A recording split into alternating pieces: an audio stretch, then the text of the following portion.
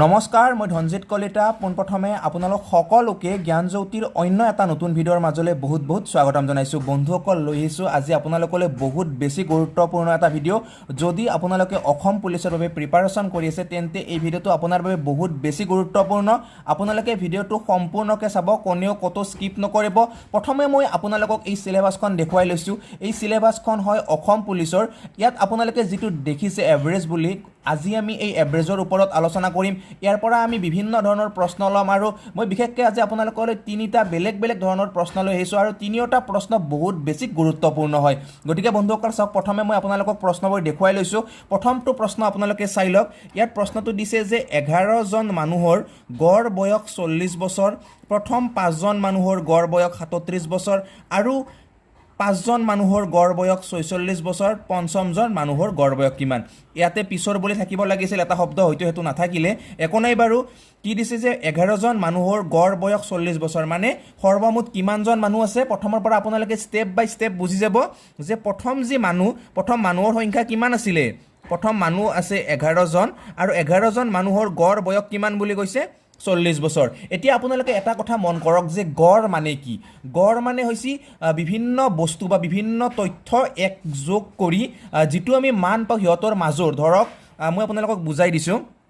যে ধৰক আপুনি আজি কিবা বস্তু বজাৰৰ পৰা কিনি আনিছে। ধৰি লওক আপুনি 3বিধ বস্তু কিনি আনিছে। চেনি আনিছে ধৰক আপোনালোকে 1 কেজি 40 টকা, ধৰক আপোনালোকে দালি আনিছে 1 কেজি 70 টকা আৰু ধৰক আপুনি মিঠাতেল 1 লিটাৰ আনিছে 120 টকা, হয়নে? এই তিনিটা বস্তু আপোনালোকে বজাৰৰ পৰা কিনি আনিছে। গতিকে এই তিনিটা বস্তুৰ যদি গড় দাম উলিয়াব দিয়ে তেতিয়াহ'লে আপোনালোকে কিমান দাম দিব লাগিব। প্ৰথমে আপোনালোকে এই তিনিটা বস্তু যোগ কৰিব লাগিব, হয়নে? মানে কিমান হ'ব ইয়াতে 0 0 0 7 4 11, 11 2 কিমান হ'ব 13, 3 হাতে 1 আৰু এইটো কি হ'ব 2 1 3, মানে 230 টকাক যেতিয়া আপোনালোকে 3ৰে হৰণ কৰিব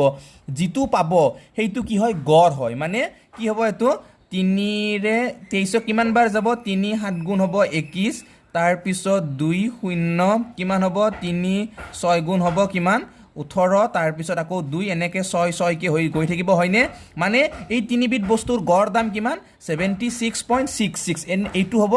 গড়। গতিকে চাওক ইয়াত 11জন মানুহৰ গড় কিমান দিছে 40। এতিয়া তিনিটা বস্তুৰ গড় কিমান পাইছিলোঁ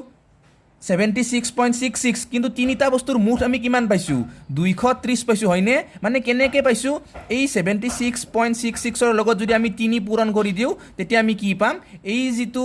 230 আছে এই 230টো পাম। গতিকে এই 11জন মানুহৰ গড় বয়স কিমান পালোঁ আমি 40 বছৰ। এতিয়া আমি উলিয়াব লাগিব 11জন মানুহৰ মুঠ মানে কিমান হ'ব, মানে মুঠ কিমান বছৰ হ'ব।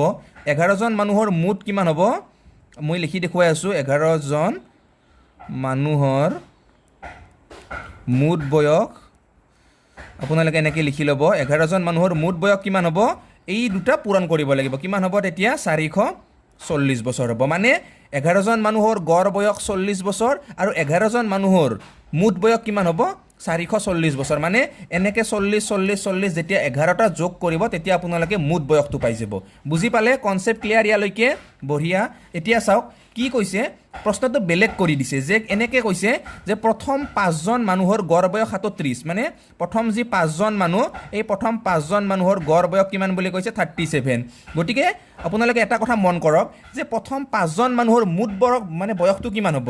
যদি গড় 37 হয় তেতিয়াহ'লে মুঠ কিমান হ'ব, 5ৰ লগত 37 আমি পূৰণ কৰিব লাগিব, হয়নে? মানে কিমান হ'ব 5 × 37 কিমান পাম আমি 185 পাম। মানে 5জন মানুহৰ মানে প্ৰথম যি 5জন আছিল সেই 5জন মানুহৰ মুঠ বয়স কিমান 185 বছৰ। তাৰপিছত আকৌ এটা কৈছে যে পিছৰ যি 5জন মানুহ আছে আৰু পিছৰ 5জন মানুহৰ গড় বয়স কিমান বুলি কৈছে 46 বছৰ। মানে পিছৰ যি 5জন এই 5জনৰ গড় বয়স কিমান বুলি কৈছে 44। এতিয়া এই পিছৰ 5জনৰ মুঠ বয়স কিমান হ'ব আমি পূৰণ কৰিব লাগিব, হয়নে? মানে কিমান পাম আমি যেতিয়া 44 আমি কিমান পাম 220 পাম, মানে 220 বছৰ। মানে প্ৰথম 5জনৰ আমি কিমান পালোঁ 185, পিছৰ 5জনৰ আমি কিমান পালোঁ 220। মানে কি 5জন 10জন হৈ গ'ল, মুঠ মানুহ কিমান আছিল 11জন। মানে 11জনৰ মুঠ বয়স হৈছে 440 আৰু আমি 10জনৰ কিমান পালোঁ এই দুটা। গতিকে একজনৰ যি আমাক উলিয়াব দিছে মানে তেওঁৰ বয়স কিমান হ'ব বুজি পাইছে আপোনালোকে। এই যি পঞ্চম নামৰ মানুহজনৰ যি বয়সটো উলিয়াব দিছে 5ম নম্বৰত থকা তেওঁৰ বয়স কিমান হ'ব প্ৰথমে আপোনালোকে এনেকৈ 440 লিখি লওক তাৰ পৰা আপোনালোকে 220 বিয়োগ কৰি দিয়ক আৰু বিয়োগ কৰি দিয়ক 185 হয়নে মানে 440টো আছিল 11 জনৰ তাৰপিছত এইটো 5 জনৰ আৰু এইটো 5 জনৰ বুজি পালে এতিয়া এইখিনি বিয়োগ কৰাৰ পিছত আপোনালোকে কিমান পাব 35 পাব মানে এই যে 5 নম্বৰ ঠাইত থকা মানুহজন আছিল তেওঁৰ বয়স কিমান পালো আমি 35 বছৰ অৰ্থাৎ ইয়াৰে শুদ্ধ উত্তৰ কোনটো হ'ব 35 এটাতো শুদ্ধ উত্তৰ নাই হয়তো প্ৰশ্নৰ উত্তৰবোৰ ভুলকে দিয়া চাওক এইবাৰ আগবাঢ়িছো ইয়াৰ পিছৰ প্ৰশ্নটোলে বহুত বেছি গুৰুত্বপূৰ্ণ হয় ইয়াৰ পিছৰ প্ৰশ্নটোত কি দিছে যে চাব এটা কোম্পানীৰ 40 জন মানুহৰ গড় বয়স 25 বছৰ যদি এজন নতুন মানুহ অন্তৰ্ভুক্ত কৰা হয় তেন্তে গড় বয়স 3 মাহ বৃদ্ধি হয় নতুন মানুহজনৰ বয়স কিমান প্ৰথমে কোম্পানীটোত কিমান মানুহ আছে 40 জন মানুহ আছে 40 জন মানুহ মানে বয়সটো কিমান বুলি কৈছে 25 বছৰ গতিকে 40 জন মানুহৰ মুঠ বয়স কিমান হ'ব মানে গোটেই কেইটাৰে বয়স যোগ কৰাৰ পিছত আমি কিমান পাম 40 পূৰণ 25 হয়নে কিমান পাম আমি তেতিয়া 1000 বছৰ পাম মানে যি কোম্পানীটোত 40 জন মানুহে কাম কৰি আছিল সেই 40 জন মানুহৰ গোটেই কেইজনৰ যদি আমি বয়সটো যোগ কৰি দিও আমি কিমান পাম 1000 বছৰ পাম এতিয়া আমাক এনেকৈ কৈছে যে এজন নতুনকৈ মানুহ আহিছে নতুনকৈ মানুহ হতে কিমান হল আগতে 40 জন আছিল এতিয়া কিমান হল 41 জন হল আৰু 41 জন মানুহৰ যেটো গড় বয়সটো কিমান বুলি কৈছে আগতে 25 বছৰ আছিল হয়নে এতিয়া কিমান বাঢ়িছে 3 মাহ বাঢ়িছে গতিকে আমি বছৰৰ লগত 3 টো কেনেকৈ লিখিম মানে এটা বছৰ এটা মাহ আমি মাহটোক বছৰত নিব লাগিব ইপিনে মই লিখি দেখুৱাইছো চাব সৰ্বমুঠ এক বছৰত কিমান দিন সৰ্বমুঠ এক বছৰত কিমান মাহ 12 মাহ তাৰ ভিতৰত কিমান বুলি কৈছে 3 মাহ বুলি কৈছে মানে এইটো আপোনালোকে সৰু কৰি লওক 3 × 3 3 4 × 12 মানে কি 4/1 আৰু 4/1 টোক যদি আপোনালোকে দশমিকত লিখে তেতিয়ালে কি লিখিব লাগিব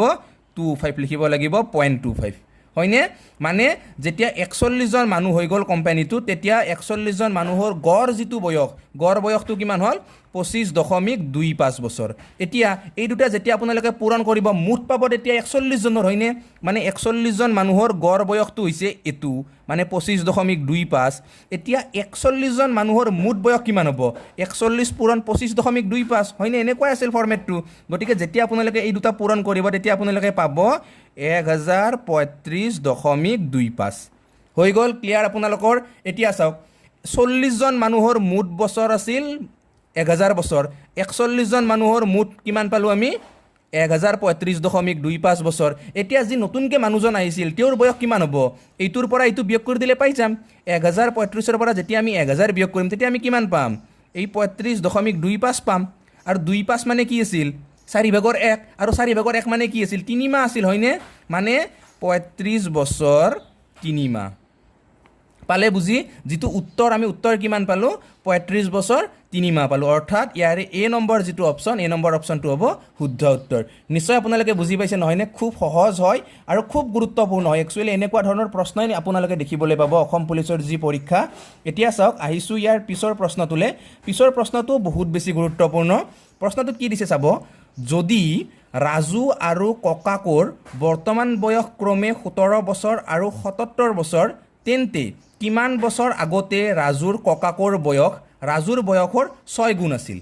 খুব জটিল যেন লাগিছে দেখাত বাপৰে ইমান টান প্ৰশ্ন কিন্তু বহুত সহজ হয় প্ৰথম দুটাতকৈ এইটো বেছি সহজ চাব বৰ্তমান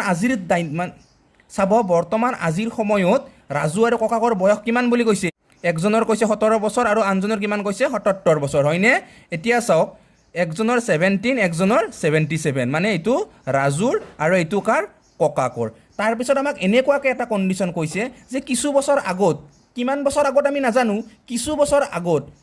ৰাজুৰ যেটো বয়স এই ৰাজুৰ বয়সটো যদি আমি 6 গুণ কৰোঁ তেতিয়াহ'লে ককাকৰ বয়সটো আমি পাই যাম ঠিক আছে এতিয়া চাওক যেহেতু আমি কিছু বছৰ আগতটো নাজানো গতিকে আমি ধৰি লৈছো x ঠিক আছে আৰু আগত হলে কি হ'ব বিয়োগ হ'ব হয়নে মানে এনেকৈ লিখক আপোনালোকে 17 বিয়োগ x তাৰ পিছত সমান ককাকৰ কেইবছৰমান আগৰ বয়সটো 77 বিয়োগ x হয়নে আৰু এই দুটা যদি সমান হ'ব লাগে তেতিয়াহ'লে কি কৈছিল যে ককাকৰ কেইবছৰমান যি আগৰ বয়স এই বয়সটো ৰাজুৰ কিমান হ'ব লাগিব 6 গুণ হ'ব লাগিব হয়নে এনেকৈ কণ্ডিশ্যন দি দিছে এতিয়া আপোনালোকে এইটো সিম্পলিফিকেশ্যন কৰক